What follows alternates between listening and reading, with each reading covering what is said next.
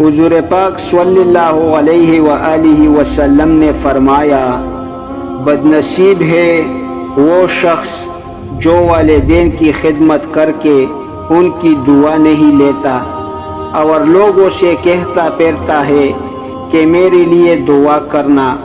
بدنصیب ہے وہ شخص ہے جو فجر کے وقت سویا رہتا ہے اور لوگوں سے تنگ کی رزق کا شکوہ کرتا ہے۔ بدنصیب ہے وہ شخص جو نماز عشاء نہیں پڑھتا اور دعاؤں میں پر سکون نیند تلاش کرتا ہے۔ بدنصیب ہے وہ شخص ہے جس نے ماہ رمضان پایا اور اپنے رب کو راضی نہ کر سکا۔